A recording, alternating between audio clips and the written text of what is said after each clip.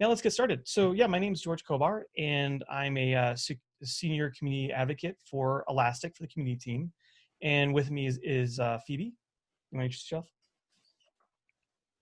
Hey everybody, my name is Phoebe and I am on the community team as well. I'm on the program side of things and I handle the US West and South Central regions.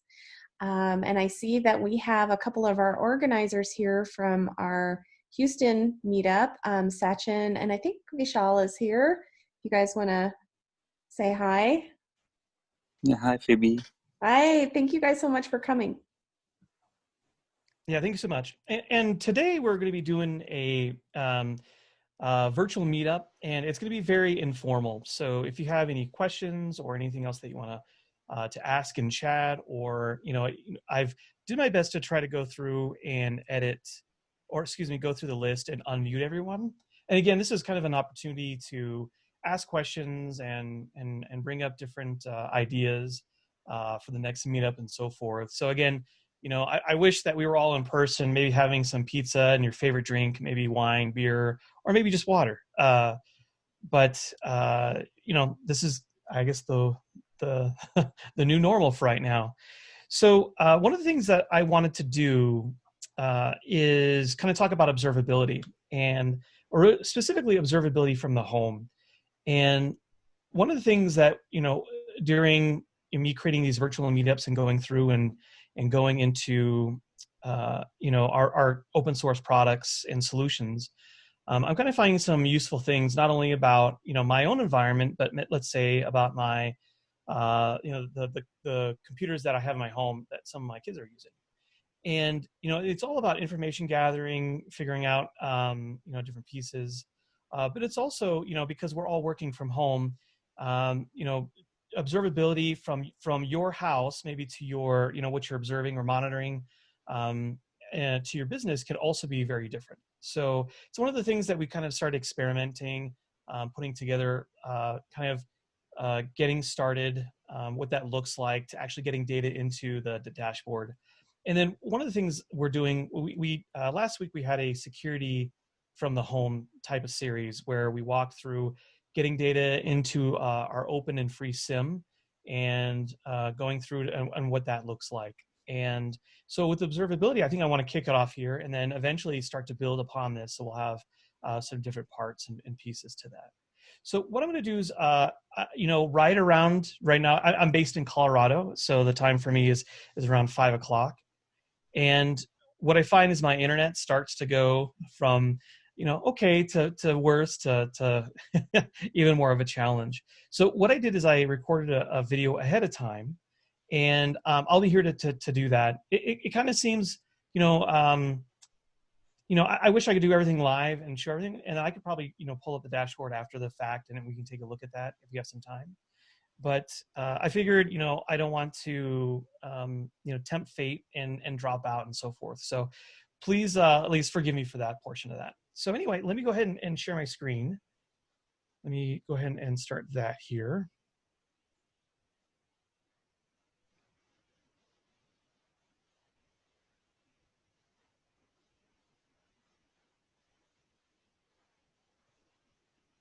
Okay, and can everyone see my screen?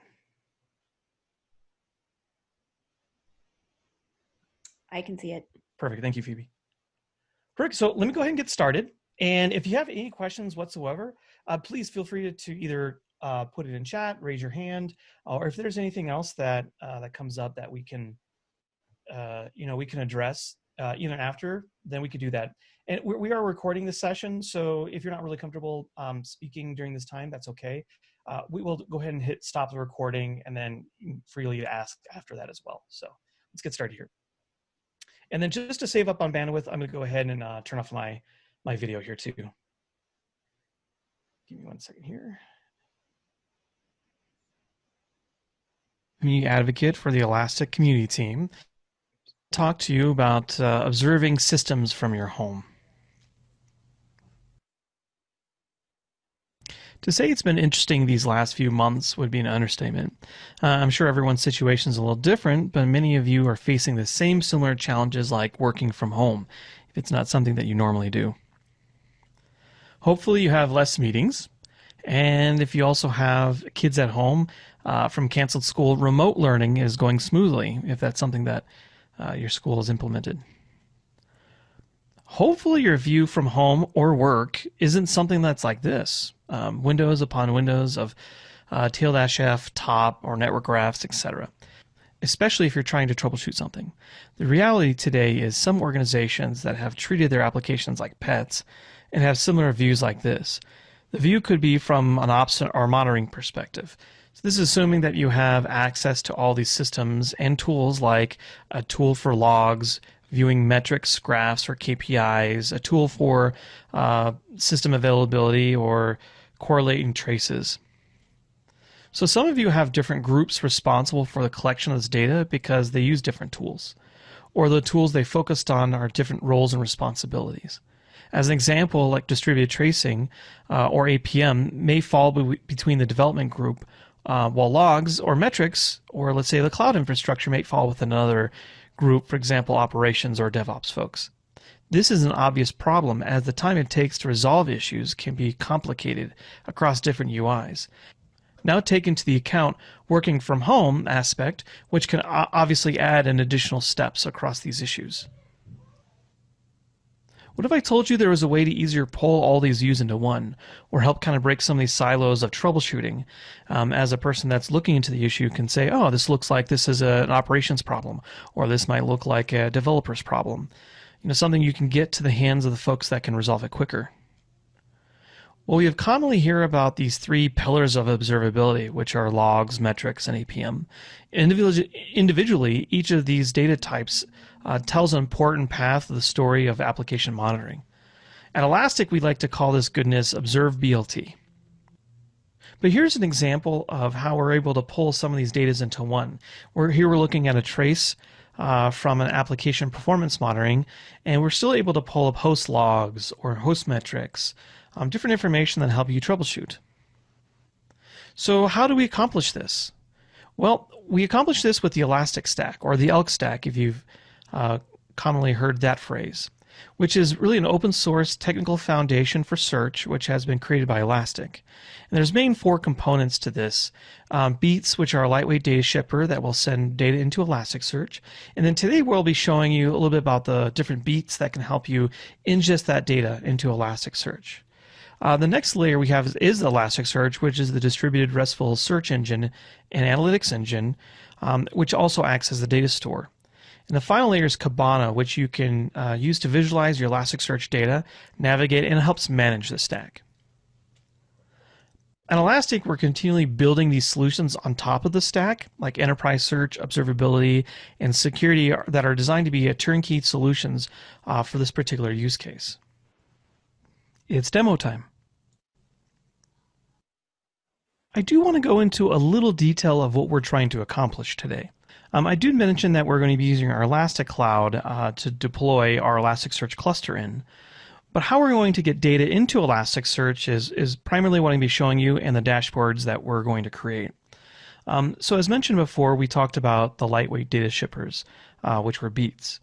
So I have a local machine that's a CentOS machine that I'm going to install log beat, which is a part of file beat, and metric beat to send logs and metrics into Elasticsearch. And of course, remember, Elasticsearch is that data store or the search and analytics engine.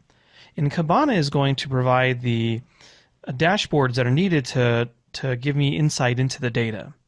And you'll also notice just underneath Kibana is machine learning. As we do more and more of these virtual meetups, we'll go into a little bit more details of what this anomaly detection or machine learning is. We also see on the lower right-hand corner our application. So we also have an agent that's installed on the application that is also sending data into our application performance monitoring, which is also a part of the Elastic Cloud. Now that information is also fed into Elasticsearch and then shown through Kibana. So what we're going to do is we're going to be installing FileBeat and metric beat, and then go a little more details of the application, and then kind of go through the dashboards of what we're trying to do today. The environment I'm going to be using for our demo today is the Elastic Cloud, or Elasticsearch as a service.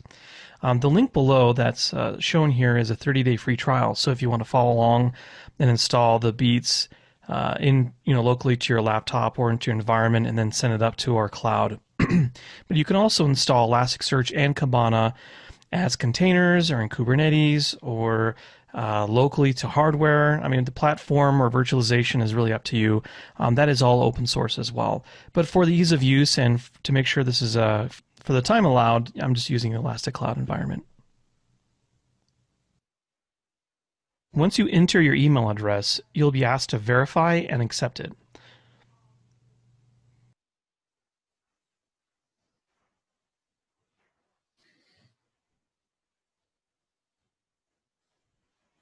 Here we go. And of course, set a password, and then we'll go ahead and log in.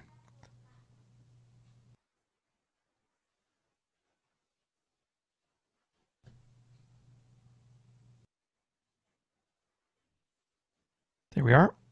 From here, you'll see the Elastic Cloud dashboard. We're going to select Start Your Free Trial and create our first Elastic cluster. I'm going to select the Google Cloud Platform, and I'm going to go ahead and call my deployment Remote Observe.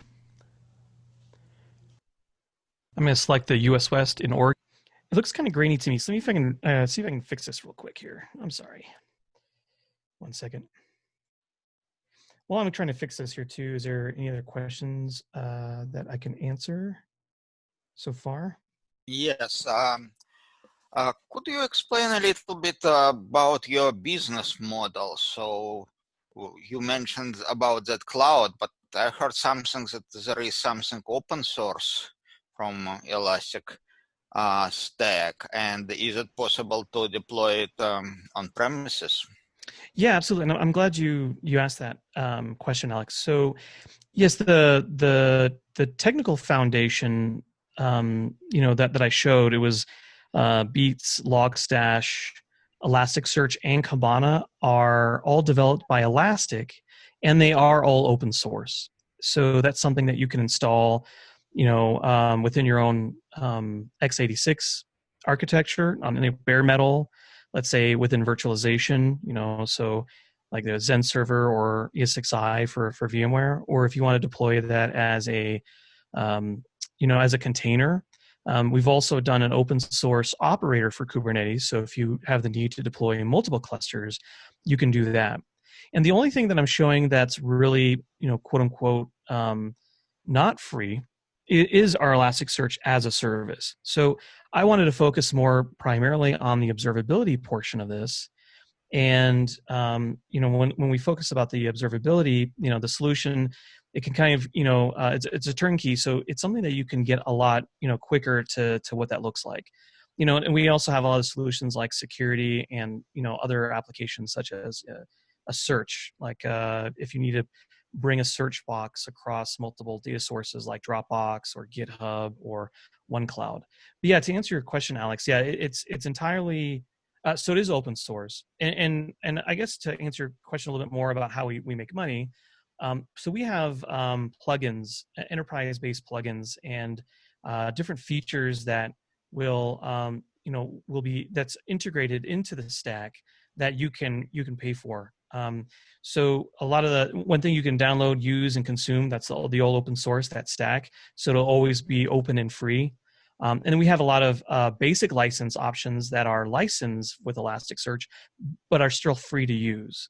And then, of course, then we have more enterprise licenses that are on top of that you can set up an agreement with, a subscription with Elastic specifically. But what you'll see here, I'll deploy this to the Elastic Cloud. We have even if you want to deploy this in cloud, as your own deployment. Let's say you have dedicated spend in Amazon or Google Cloud or Azure. It's something you can, stand instances and install it there as well. So hopefully that kind of answers your question. And what about the APM solution? What is?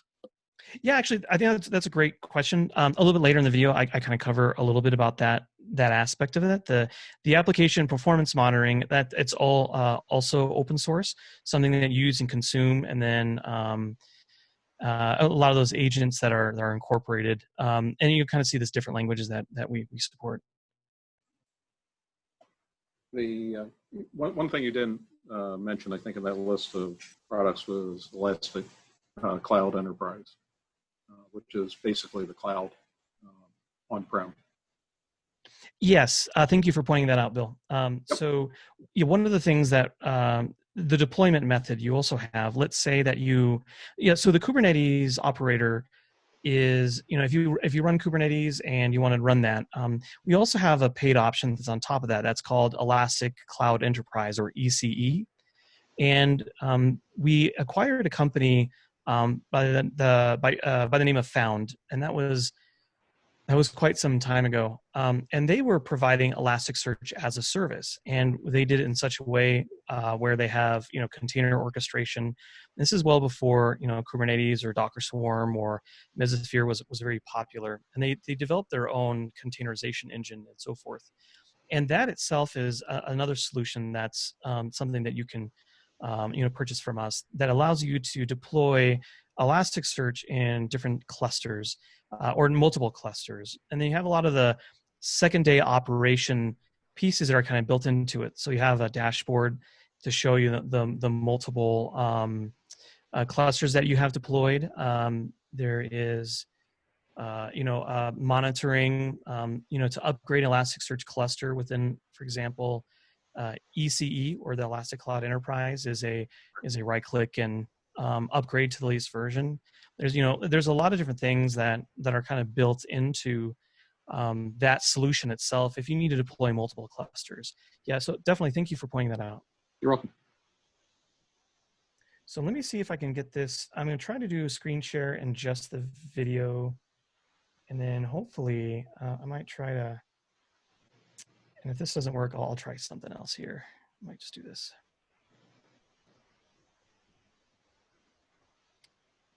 Well, the joys of technical issues, right? Let's see here. Let's do. Okay, and then I'm just kind of playing around with the resolution on my screen, so maybe I can have a little bit more visibility here. Cool. Is that a little better? Similar. Well, good news is maybe what I could do, I'll play it, and then what I'll do is, if you want to look at more of the details on the actual configuration, I'll actually upload the video and I'll kind of splice this so then you can kind of get a better view of that. But yeah, let me just continue here. Actually, let me do one other thing.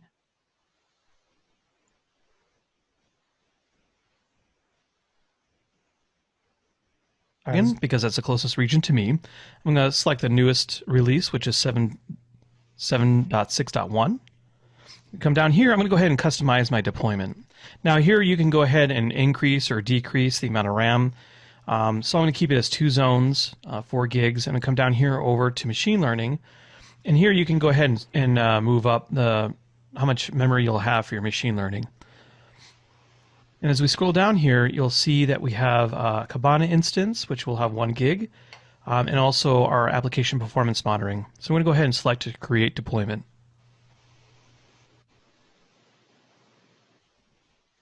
Now that the Elasticsearch cluster, Kibana APM are being deployed, you'll notice here where it says to save your password, notice the username's Elastic, and then this is the current password. You can either download or copy that, and that's going to be the password and username that you're going to use to log into the service with. And it looks like our deployment's created. Yeah, I'm just going to go ahead and copy this right here.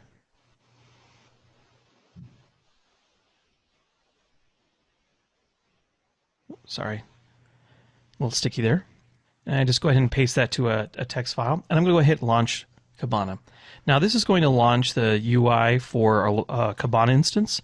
I'm going to type in Elastic and the password, which I've copied over. I'm going to go ahead and log in.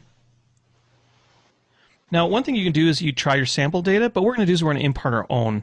So what we're going to do is we're going to start off with our dashboard here. Now you can see APM, logs, and metrics. We're going to install metric beat as our first beat. Now notice these are all just the different metrics that we have. Now it's not limited to this. This just gives you kind of step-by-step instructions on what to use. I'm going to go ahead and select System Metrics. And this is a great way to show you, you can install macOS, Debian, or RPM, or Windows-based systems, of course a lot more. But you know the instructions for my CentOS is all specifically laid out. So, and something else to point out here. This functionality is not only just in the Elasticsearch solution, but let's say if you deploy Kubernetes, or excuse me, if you deploy Elasticsearch or Kubernetes, I keep saying Kubernetes, Kibana. If you deploy Elasticsearch and Kibana locally to your system or in bare metal or whatever, when you go into Kibana into how to add data, it'll walk you through the same process. So this is not, again, exclusive just to our service. This is just available on the open source side as well. So now that I've opened up my CentOS machine here, my terminal, I'm going to go ahead and make sure I'm just to the root directory. And then now I'm going to go ahead and copy this first link here to download the package here, the RPM package. So I'm going to copy, and I'm going to paste, and then press enter. And of course, this is going to download here. All right, that's done. And it's easy as just going through each of these set of instructions here. So I'm going to go ahead and install this metric beat. And now that's installed. Now, one of the things that we need to do is edit the configuration file for metric beat. So I'm going to go ahead and change directories to Etsy and then to metric beat. And you'll see two YAML files. Each of the YAML files here, one's the reference and the one's normal metric beat. But the reference is a really great way to show you all the different options. Of course, the documentation will show you all of the options, but this is a good way of going through each of the configuration pieces and kind of give you some sample code as a reference on what you can do. I'm going to go ahead and edit just the metricbeat.yaml file. Actually, I'll probably do is I'm going to copy that out just so that we have an extra. In case I mess up for whatever reason, I can come back and copy that metric beat copy back to its normal. So I'm just going to call it backup BK. And then now you'll see that I've got all that listed there. I'm going to go ahead and edit the metric beat YAML file. And you see here, I'm just deleting all of the unnecessary pieces. I like to have kind of a clean YAML file. But notice that our path is going to be the .config modules D and then the YAML file. The setup setting, this is for our Elasticsearch instance. I'm going to keep that as a default one shard, best compression. And I'm going to go ahead and enable the source for our data. So we'll have a little more options. Now it's going to copy a little bit more data, but I like to have that available there. Now one of the things that you can do here is different tag information or environment information. So if let's say you're doing a tag on metric beat, or excuse me, web tier or whatever, you can do that. Now, none of this information here that's pertaining to the Kibana piece is really relevant because we're going to be doing our cloud ID. If you're going to install the Elasticsearch instance locally, then you'll want a Kibana, you know, what the IP and the password is. But I'm going to copy the cloud ID here, and I'm going to add that to our metric beat YAML file, and then this is the authorization token. So I'm going to go ahead and add that in. Now this will automatically know I need to go to this, our cloud instance with the instance ID, or the cloud ID, and then with the authorization there. Now notice what I'll do here is I put Elastic in the password. It's going to be the same password that I copied before. There we are. And again, the outputs are not really necessary as well, just because we're all going to go to Elasticsearch, and because we put our Cloud UI and so forth, it knows that. Now the processors are pieces that we can grab information from. So we obviously want metadata from the host, but you can also do Cloud, Docker, and Kubernetes. We're also going to set the logging level to debug, just because if something goes wrong, we can always debug it. And again, I'm really just deleting a lot of this just to make sure that we're at the very minimum configuration so we can import data, the metric data, either from your laptop or from another system over into Elasticsearch, so we can start kind of viewing the data through through Kibana. So I'm going to go ahead and enable the metric beat module. All right, it looks like it's already enabled. And then I'm going to come back here, And I'm going to, rather than copy individually, I can just copy the snippet. I'm not sure why I'm copying it individually. All right. And looks like that loaded. And we loaded our dashboards. And I'm going to go ahead and start the service. It looks like we're good. Now, what you can do here is you can check the status just to make sure we're actually receiving data. And it looks like we're actually receiving data already, so that's good. And then from here, we can go scroll down here and then go directly into the system metrics dashboard. And start to notice we have a pre-canned dashboard that we already loaded for metrics, and we're actually starting some data. For example, our data. So we have 155.9 bytes inbound traffic. We can kind of see some of the processes coming down. If I go into the host overview, this is my CentOS machine, my virtual machine. There's 20 processes running, the CPU, memory. So that was a very quick installation of Metric Beat to our cloud instance. And we can kind of already get some usable information there. And if we go to system overview, and kind of back to that original piece that we're looking at. Again, if you want to also encrypt the traffic, we also do SSL configuration pieces. That are, obviously security is very important. We want to make sure that we, this is going to be very quick just so we can meet with the time constraint. But this is the visualizations tab, so we can kind of come down here and take a look at the different preloaded visualization tabs when you install the Metric Beat. But if you want to create your own, let's say you don't like the ones we have, you can click on Lens. Now, Lens is awesome because it allows you to go through the different fields that we create. And what you can do is you can either search here.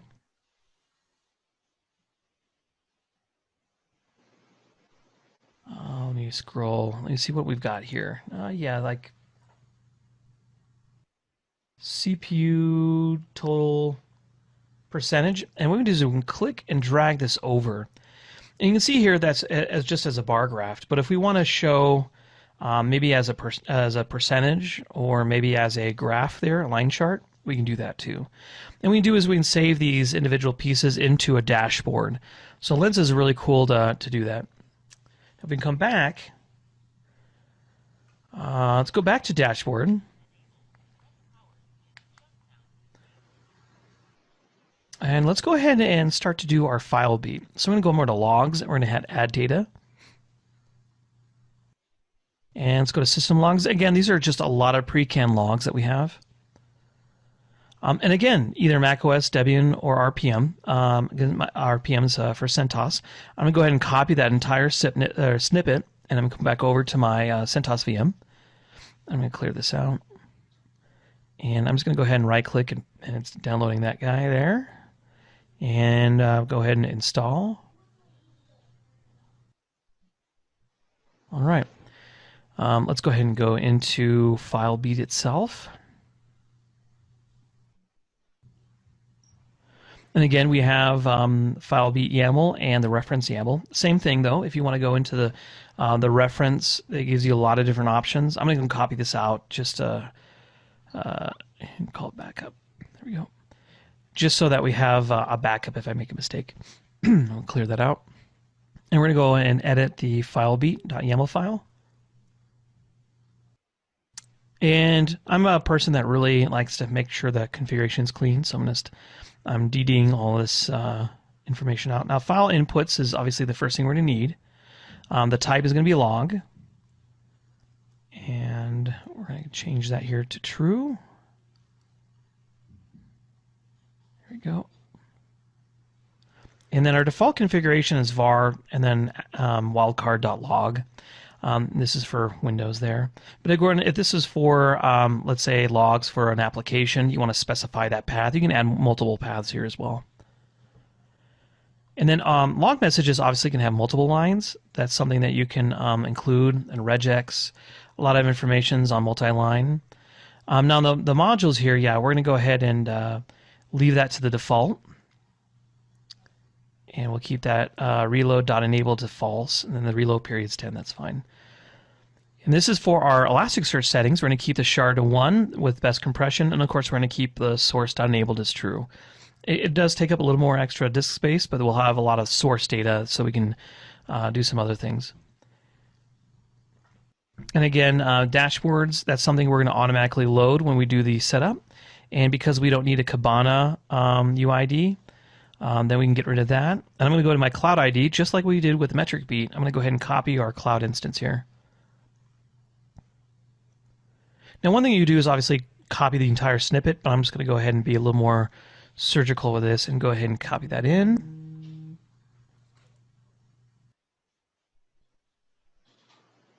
And then I'm going to go ahead and add my cloud auth. And again, we don't need our dashboard because we'll be loading that in manually. We also don't need the Elasticsearch instance or the Kibana instance ID. Get rid of this. Logstash, we're not using that, so we can get rid of that. The processors, again, we're going to look at host data. We're not installing it from the cloud or from Docker or Kubernetes. It's just a virtual machine. I'm going to set the logging level to debug, and let's go ahead and just clear the rest of this out here. One other option that you'll see here is you can then go ahead and have Elastic Cloud or in the cloud monitor this particular system. Of course, we're just really doing the bare bones here. So I'm going to go ahead and copy the snippet here for FileBeat. And then go ahead and run this. All right, so it's been enabled. And let's go ahead and run setup and start the service. So this is ILM is index lifecycle management, so that will be the policy that will delete data as we're going through. And now it's learning the machine learning jobs and the pipelines. And let's go ahead and start it. One thing I'll recommend you going back to do is to do the index lifecycle management. That's something I might do a little bit later date. Let's just make sure this is data is coming in here. Okay, we're good. And let's go directly into the logs dashboard. Again, as data is coming in, we have these pre-canned dashboards. If it's not something you want to use, that's okay. If you want to create your own, by all means. I'm going to go ahead and go to syslog here.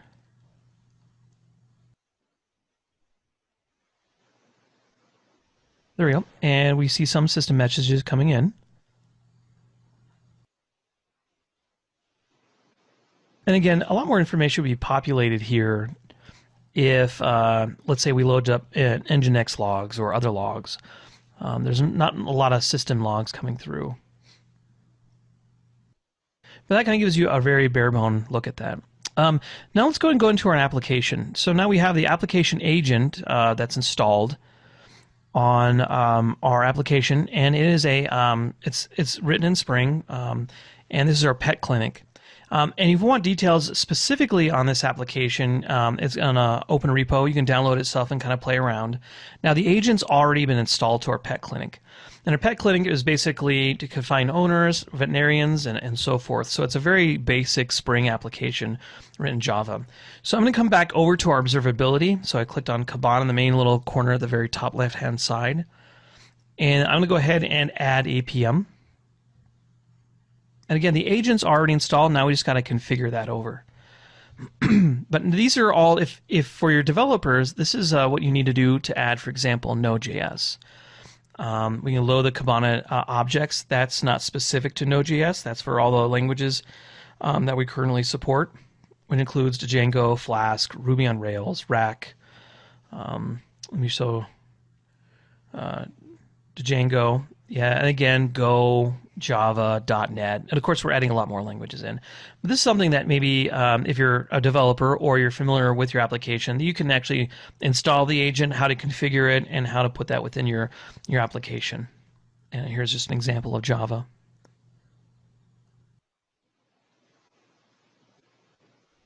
But one thing I wanted to showcase, though, is let's go ahead and launch APM. And then while that's launching here, let's go back to our application here. Now, this is just local onto my my virtual machine. So I'm going to go to find find owners. Let's go back home. Go back here. Let's go last name. Let's see here. Yeah, Franklin. Go and find. And that came up pretty quick.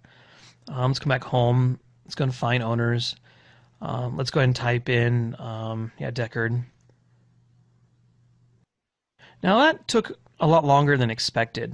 So one of the things we'll probably see here if we come back, go back into Launch Dashboard here.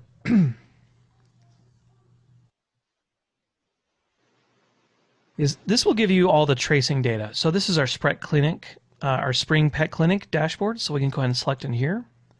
This will give me a lot of details into transaction data, requests per minute. Now again, I just started this this machine up so we can kind of see some gaps in data. That's when data we don't have because it's been down. But you notice here, this is all the transactions. Now the owner control seem to be the largest in terms of transactions per minute. And then we can look at requests and so forth. This gives you a really good idea of looking through trace data. Let's go ahead and shorten the time frame here just so that we can get a better idea of our data. Let's go ahead and do 15 minutes. We can go ahead and update that. Yeah, we're getting a lot more data now. Do we just narrow the time down just because I was just messing with the pet clinic. We can see the requests per minute were about 12. Well, let's go ahead and actually go into the transaction and take a look. Now on the left-hand side, these are the normal transactions that are coming through. What we're seeing here on a successful quick transaction, which is nice for troubleshooting because we want to not only see what's working, but we can come over to the right-hand side. We see this transaction distribution. This took over 5,000 milliseconds, for example, and this is where we see there is a possible issue. So we can kind of compare the two different traces side by side, which really is a huge advantage. And again, this was still okay. There wasn't an error message, but it definitely took a lot longer. So these are one of the things that we can kind of start investigating. Why did that request take a lot longer? Let's say a user comes in and gives you information. That one worked correctly, and we come back to our longest transaction. We were looking for Deckard. That definitely took a lot longer time. And as a part of, we look at the actual span details. We can look at the library frames, everything else that was a part of the code. We can say, send this to our developers and say, hey, when we look at Deckard, for whatever reason, it's taking a lot longer than expected. Can you take a look at this or investigate this? But it's not necessarily all within the application that could be the problem. The problem could also reside, let's say, within the infrastructure, with the actual VM itself, or within the cloud. So, where could you go to really try to grab a lot of that different information here?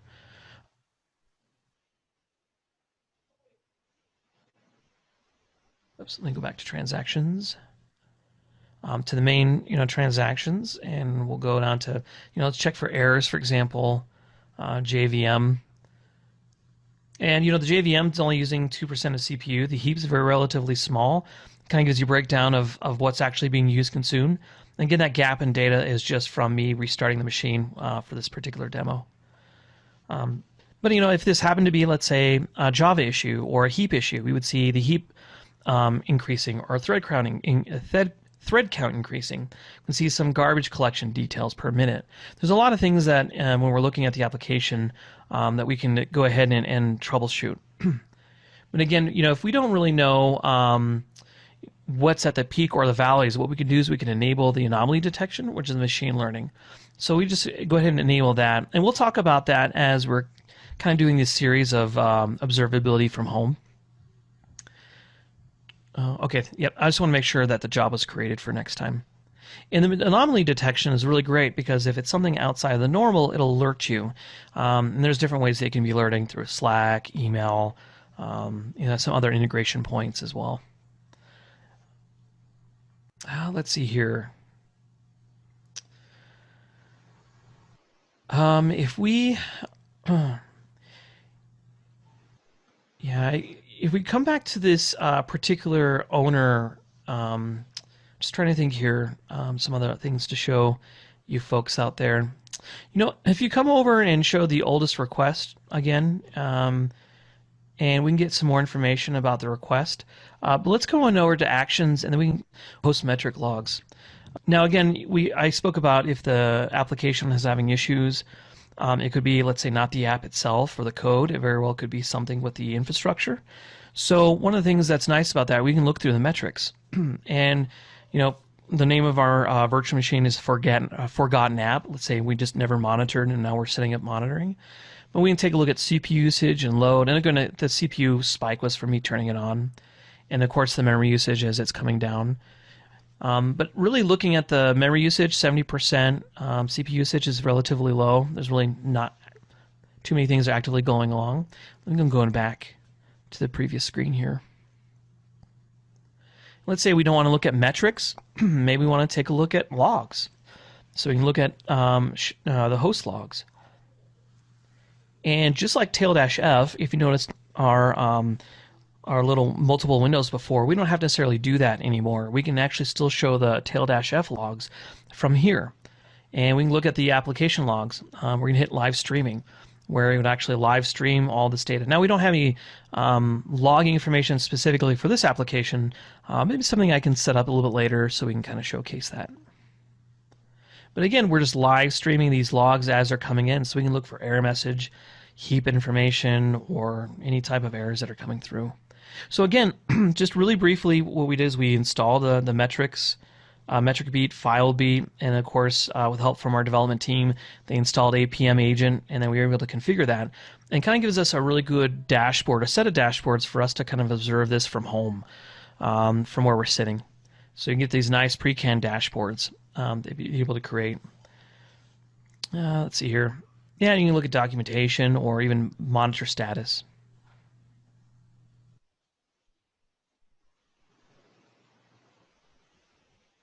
So hopefully you like that short demonstration there on installing file beat, rurally log beat, and metric beat, and then kind of bringing those dashboards into Kibana just from the module. And then of course, we cheated a little bit with the APM piece that was kind of already done from the development team. They installed that module. At least you can go through the APM and add that data as we come through. But if for whatever reason you get stuck, either with our cloud offering or through the free trial, or if you're installing the open source Elasticsearch on your laptop or on hypervisor or wherever you're installing Elasticsearch, there's definitely documentation to that.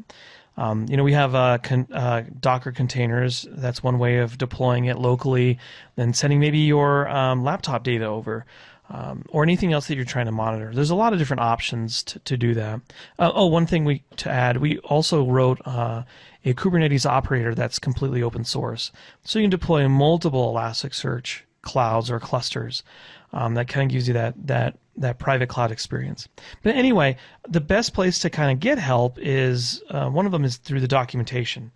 So, there's a whole Elastic Stack product documentation that kind of breaks down everything that I was installing, at least in the cloud, but you could do this on-prem. And another way to get help, let's see here. And another way to get help is the Elastic Discuss forum. So this forum has been around for quite some time. So if you've run into problems, then more likely someone else has. And if you haven't come across a problem that you've experienced, I'd highly recommend coming here and posting a problem. That's a huge benefit. And of course, once we're not confined within our homes or only essential people going out, we can when we're all able to organize and be in person together again, we'll have community events or meetups. So you can go to community.elastic.co to see if there's an event that's local to you, or if you're willing to host an event. We're always looking for people to do that. That's another good source of hearing what other people are using in terms of their use case and information. And of course, we offer official Elastic training. And I know during this period of time for COVID, we are offering some free training. So definitely check out training.elastic.co and see if you can sign up for some free training during our isolation periods. So that's something that we definitely want to tell you that the training is there and it's something that you can use. One other thing we just started is our Slack channel, which is elasticstack.slack.com. So it's something you can go in and ask some brief questions, kind of go over to the user groups and see what's going on there. So that public Slack channel is also very cool. And with that, hopefully you found this very minimalized installation of Beats into Elastic Cloud and getting some dashboards. Hopefully that kind of gives you an idea of how to make this work, and hopefully you could use this when you're working from home. Let's say if there's a system that's not being monitored, something you can kind of throw metric beat or log beat to kind of get those pieces, or if we want to work with the development team on getting some application or APM agents into it, that kind of gives you that full observability view to it. Hopefully this has really helped out. But again, if you have any other questions, I'll be going through chat here and trying to catch up. I know some coworkers might be able to have answered questions before, but thanks again for your time. I really appreciate that, and look for more virtual meetups coming up soon.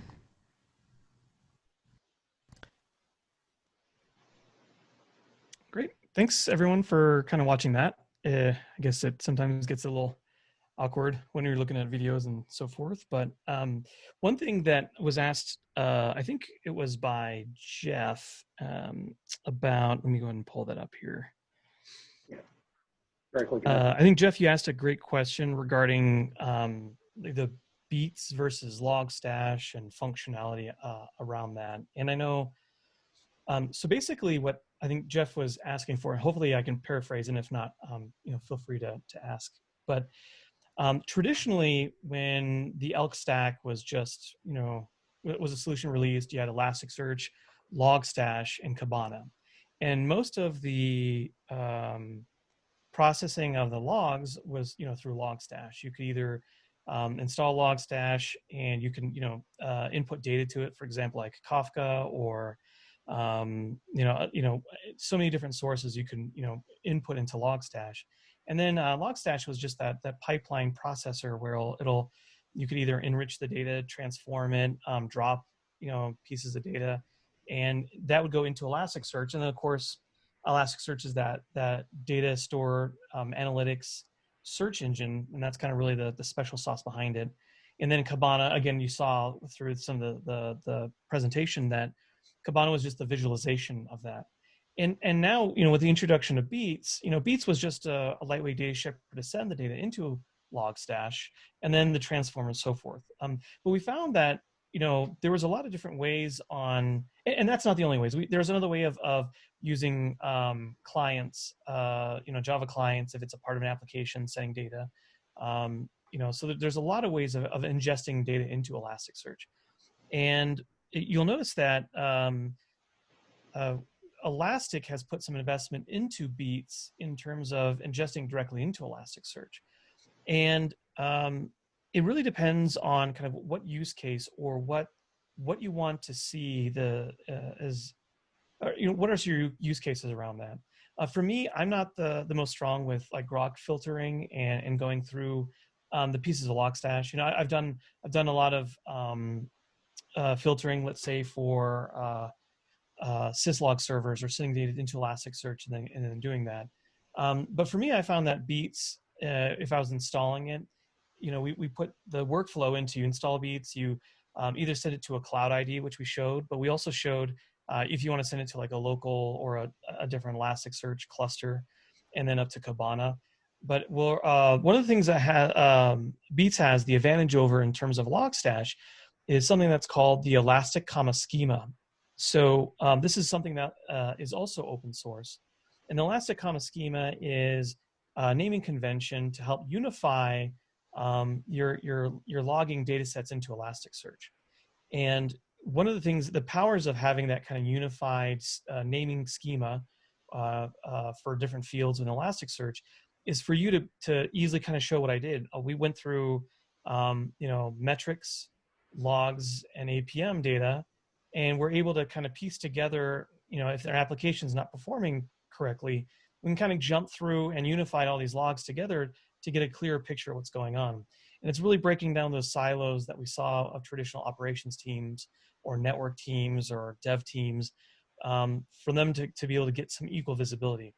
And one of the things that we also see from a practitioner side, sometimes you can get the data, very quickly and get that started.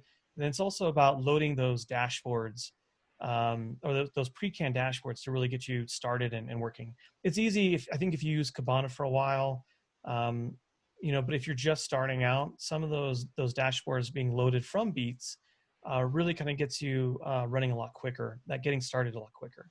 And then you can really start to look at the value of what data that you're seeing and be a little bit more flexible around that. So a lot of our users, both customers and open source users of the stack, I've seen very, very large deployments of Kafka, Logstash, kind of as both the pre-processing and post-processing.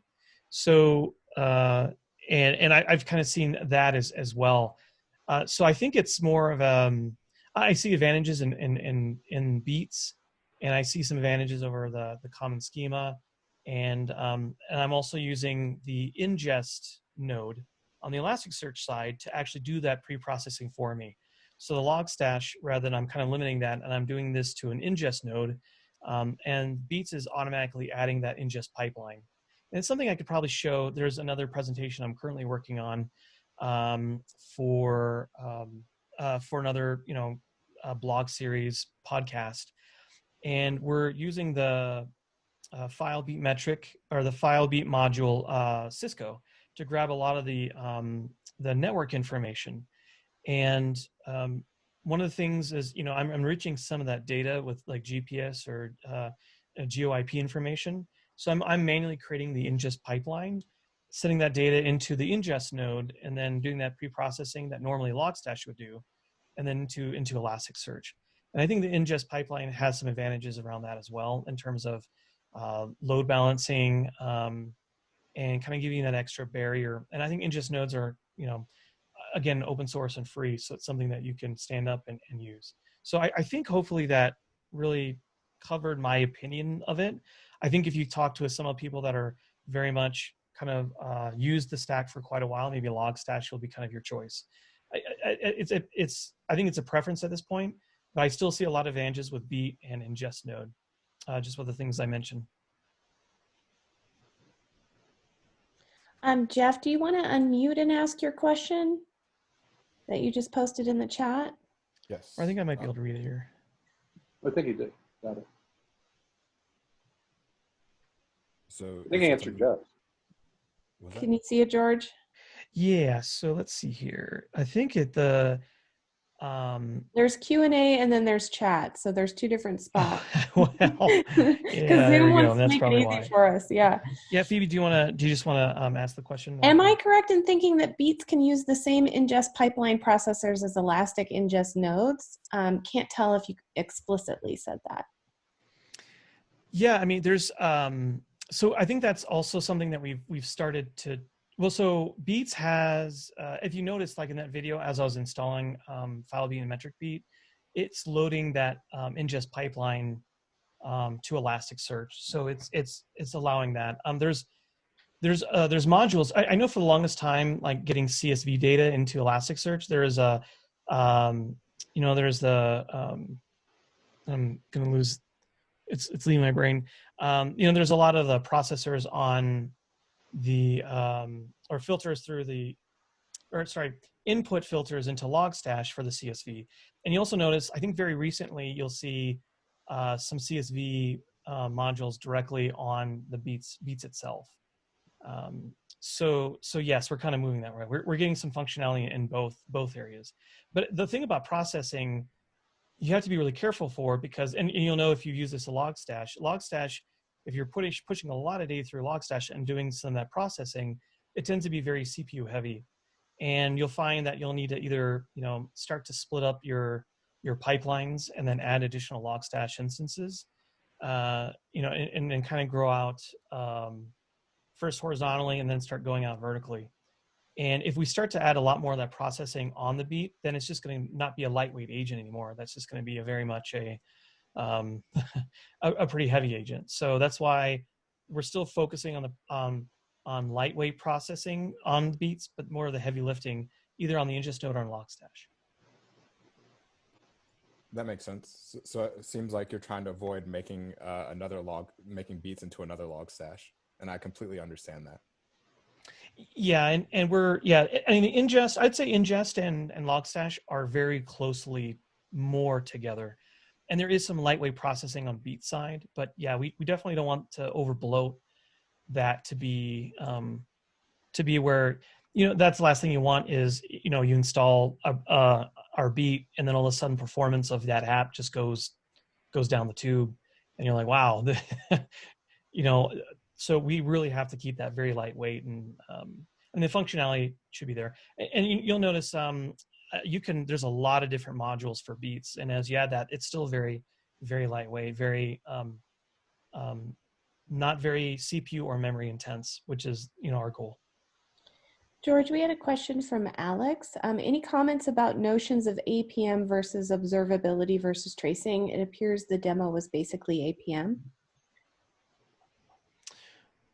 Well, I mean, what I wanted to show, so, I mean, there's a lot of discussions on kind of this new notion of observability. And in my opinion, it may be a new fancy term for monitoring, but the advantages of, let's say, Elasticsearch, and there's a lot of other products that are kind of going, or that talk about, there's a lot of discussions about like what observability is. Is it just strictly in events, or is it, in data that we can get from the application? And I think, you'll hear a lot of people say you'll have metrics, logs, and APM, and a lot of those three individual pieces there, I think provide a more full picture and a complete picture. And the advantages of having, let's say, this data into Elasticsearch is that you kind of quickly saw that I was able to go through the different screens fairly quickly to be able to give me some more clarity about what the issue could be. And if you kind of saw in the very beginning of the presentation, we saw the video of how many screens that you're opening up to really kind of find a tricky performance issue. If it's down, or if it's down or blatantly having problems, sometimes those are really easy to find. It's those performance problems that your application's having or user experience that's really gonna hurt you. And if you don't have, let's say, the logging or metrics behind that, and if we're just looking at tracing, then I think it's not the complete picture.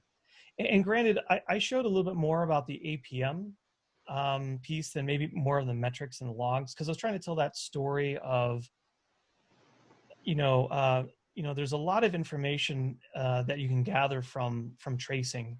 Not only because, let's say as a practitioner, you're just a DevOps and you're doing some monitoring of an app, you are closer to potentially, what piece of code that could be causing a problem. One thing I didn't show is an error message that could come up.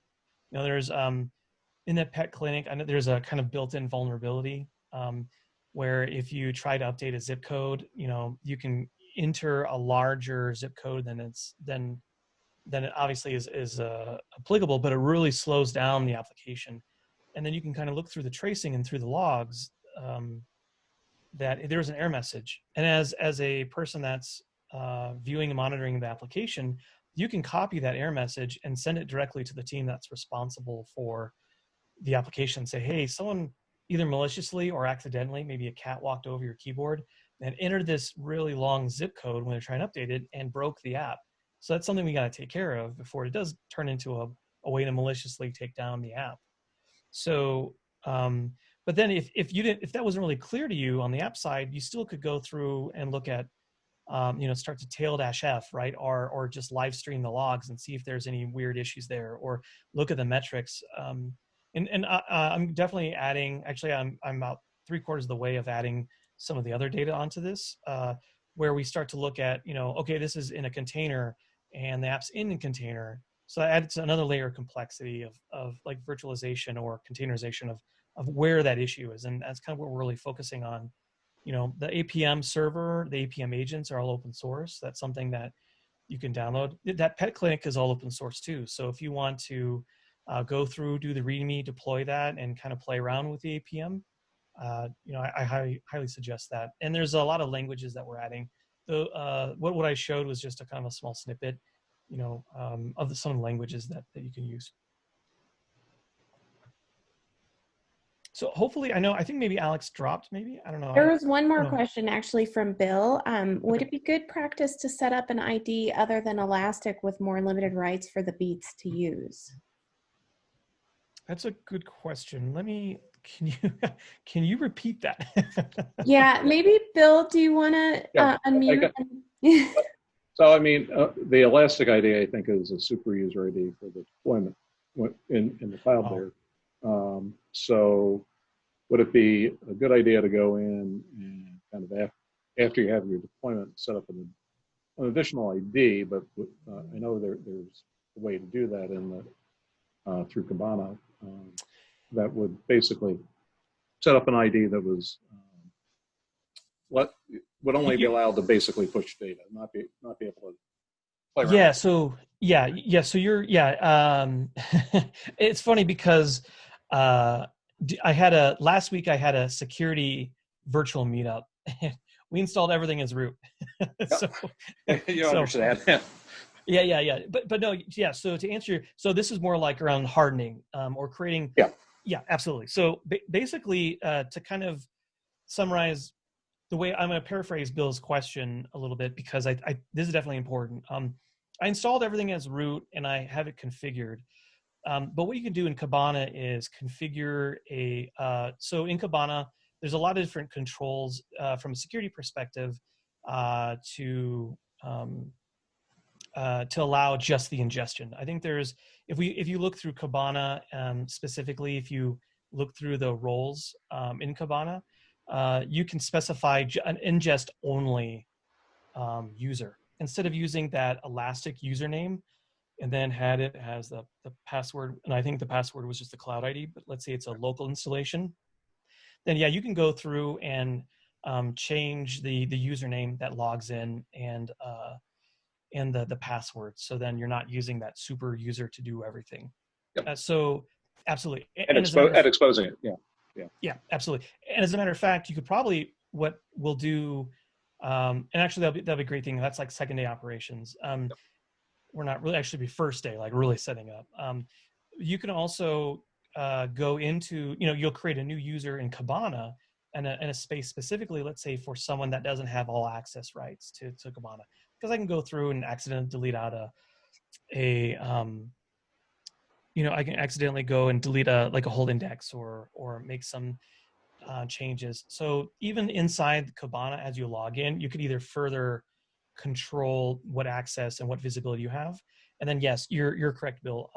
Having a user account specifically to allowed only to ingest only, and not, let's say, delete or change anything about that. Yeah. The API side of that. Thank you. That was a great question. Actually, all these questions are really great. I'm really happy that everyone's asking some different questions, because I think these are it's giving me ideas, obviously, for the next virtual meetup that we could do, in terms of this use case.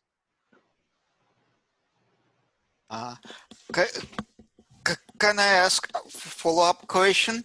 Yeah, sure. So my understanding was that APM usually use some built-in, say, instrumentation, Java instrumentation, and there is a lot of discussion about tracing, which, in my understanding, was some custom instrumentation in addition or instead of Java. So first question, where your solution is here? Is it any support for additional tracing or something like this? And second, what about sampling? Is it providing all methods, for example, for Java, or you could provide some sampling subset? What kind of overheads you get in production system? Yeah, those are great questions. So as a part of the mechanism that we use for tracing for our APM is open tracing. So are you familiar with the open tracing project? Yes. Yeah, so that's kind of what we're using under the covers for some of the tracing that we do. So open tracing or distributed tracing. I think distributed tracing is a part of the open tracing project. And one of the reasons that we kind of aligned with that methodology, or what we're using for that tracing, is because we're seeing a lot of, like through the cloud native, the CNCF, Kubernetes, we're seeing a lot of open tracing and distributed tracing from that side. So you'll see, was it Prometheus? And then there was another project that was just graduated. And it'll come to me in just a few moments. I might just look this up real quick. Jaeger. I'm sorry, Jaeger. Thank you so much. Yeah. So we see a lot of the new application, new APM, and then new tracing revolving around that. So we wanted to align, with that open distributed tracing methodology. And kind of the second part of your question about the Java performance or the performance degradation, if you install that, again, our view our perspective is if you install like one of these agents that are as a part of the application, and it just obviously causes a lot of issues and in terms of CPU performance or whatever, that's you're not going to install that. So the performance obviously is very minimal. And one of the things, and when I say minimal, it really depends on the type of application and the type of language and so forth. But we have a lot of folks that are using the APM as a part of their APM strategy or tracing strategy. And I haven't seen any issues with any type of performance problems that are coming from that. So I don't really have any hard numbers on like, is it a 5% or is it higher or lower? But the performance is minimal in terms of the impact to production. And you mentioned open tracing. So is it integrated with APM or is a separate solution, or how? It's all integrated into our APM, into the application performance agent. That's the mechanism we're using to track these the traces. Is open tracing. Thank you. Yeah, absolutely. Yeah.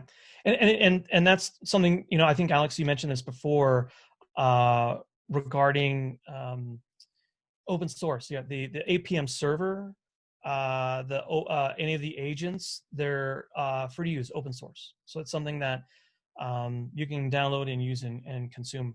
Just on our, go to our APM on the documentation, deploy the server. You can deploy the stack fairly easy, and then look at that. Only reason why I used our Elastic Cloud is, I really wanted to focus specifically just kind of on the observability solution, getting, logs, metrics, and APM up and going, so you can kind of see that. And could you compare your APM solution with some commercial offering like AppDynamics or Dynatrace? Do you say that you don't have some part of functionality? Any thoughts on that?